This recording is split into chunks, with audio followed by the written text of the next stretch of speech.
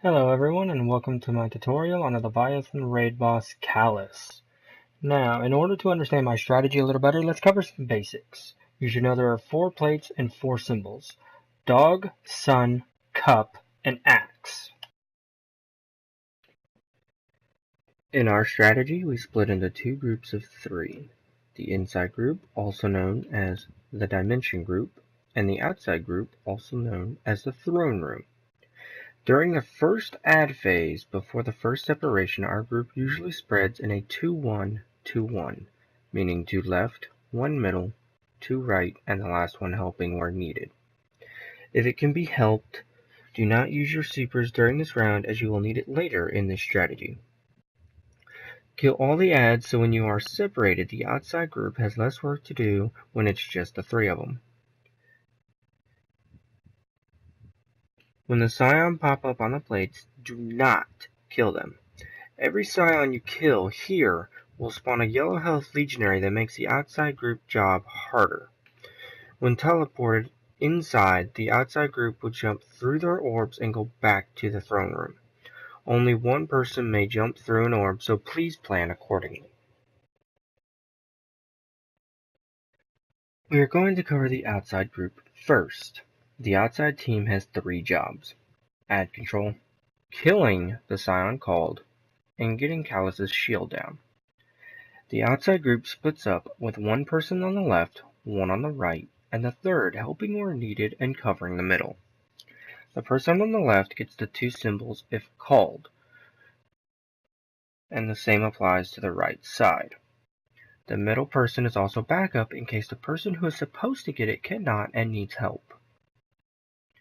Once the adds have stopped spawning, the outside group will use their supers to quickly and efficiently get rid of all the remaining adds in the room. The only adds we do not worry about completely is the dogs, as they don't really concern us during the DPS phase. During the part where the outside group needs to hit a shield, we have them jump up on the dog plate. They take a shield down to where only a couple shots will finish it and stop. They then wait for the inside group's call on when to finish the shield. As soon as the shield is down, the outside group gets off the plate and waits for the inside group to come back and join them. Now to cover the inside job. The inside group is split up into 2 groups as well: the symbol callers and the shot caller. The symbol caller's job is fairly simple. Once you are teleported inside, the symbol caller's job is just to call out their symbol, kill the scions, and pay attention to the ramps and holes in the floor. That's it. The shot caller, on the other hand, is completely different from most of the other strategies that other people use. Our shot caller listens to the 2 symbol callers' symbols, looks at his symbol, and tells our outside group which scion they need to kill. The reason we do this is so the outside group has less work or less mental stuff they have to think about, so they can focus purely on ad control and just listening for the scion that they need to kill. Now, most of the inside job is relatively simple but technical. You must kill your scion, the floating scions, in the order they spawn, otherwise you risk letting them get immune and wiping the team. Don't forget to kill the scions that spawn on the ground. As a hint, the scions that spawn on the ground will, not always, but sometimes they will spawn in already doing the animation for the attack that blows you up and over the barrier. So please, if you can see it, get rid of it or at least stagger them so it stops them. But you do want to pay attention to that, because that does happen sometimes. Also, on the right side, on the very last part, there is a little tiny area that looks like it is not a ramp, and it actually is if you hit it right. So if you watch the video, you'll see that the person on the right side, actually, which would be me, actually has to position himself between the ramp and the little tiny jump. You'll see it on this phase here. When we get to the last one that pulls us forward, you'll see me position myself carefully to the point where it's not going to push me over. If you're on the right side, that's where you want to be in order to not get pulled forward. Now, the thing about the shot caller, you want to call out your symbols as fast as possible. The reason being is sometimes, and I'm not sure if it's a glitch, I'm not sure if it's intended, I'm not sure if it's someone holding down their controller or what, but sometimes that somebody gets pulled forward faster than they're supposed to. The biggest way to save this is to call out your symbols as fast as possible. Also, if you do it quickly enough and you don't kill the scion on the ground fast enough, you may also save that person as well. Now, if you're wondering about the ramp that I mentioned earlier, it's actually right now on the video, because I positioned myself to the right of the ramp, but to the left of the bump, literally right between them. Now, on the video, we're going to do the skulls. The skulls, we always group. The three of us on the inside always group. And then what we usually do is we use auto rifles or pulse rifles, something with a fast firing weapon. And most of the time we try to hit fire because we want the spread to cover everything. I forget which auto rifle I'm using exactly. It starts with a Z. But even with this auto rifle, it uses 53 shots. It takes 3-4 bullets to kill a skull, so I'm not entirely worried about accuracy. But I have gotten so used to my spot that I can tell you almost the exact time I can get to shoot the skulls. If you notice that in our video we are consistently getting 70 plus skulls, the reason this is impressive to us is because on this particular run, the one that's in the video, 3 of these people have never beaten the final boss. In fact, I think one of them, this was his first time ever seeing it. So, that's the reason we do things the way we do it. It's to make things extremely simple and easier for people that have never done it before.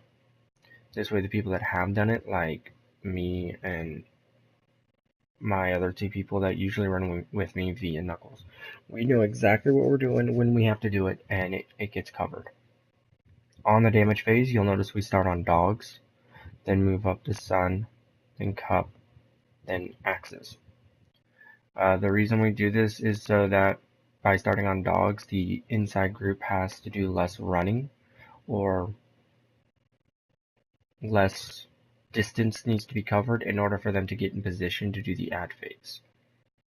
Also on the video, you'll notice that now, once we do the DPS phase, the inside group only will pop their supers for this add phase to help them out with adds. The biggest reason we pop our supers here is to generate orbs for the outside group. It's not necessarily to kill the adds, it's to generate orbs for the outside group. That's the biggest reason we pop them there. This way, when the outside group needs to pop their supers to clear the adds out, they have them. Because just by charging alone, you're not going to get your super back in time. Now I'm going to use this video as some of the examples of what I'm talking about. You'll see dogs on cup and axe. On scions, like I said, we do not kill them because it spawns the yellow health legionaries that increase the difficulty for the outside group. If you notice that the way I'm usually the dedicated shot caller for our group on the inside, so I'm usually the one telling the outside group which symbol they have to kill. In order to achieve this, I see my symbol and I do not call it. I am just listening for my other 2 symbol callers. The reason we say dog, sun, cup, and axe is because those are the most different ways to sound the word, but also the quickest way to say them. because axe, only one that has an X. And then there's dog, which is the only one that has a D and a G. And there's cup, which is the only one that starts with the C sound. And then there's sun, the only one that can mix with any other word easily, and the only one that doesn't need any real enunciation. So as long as my symbol callers enunciate properly, there's no problem whatsoever on getting my symbols called.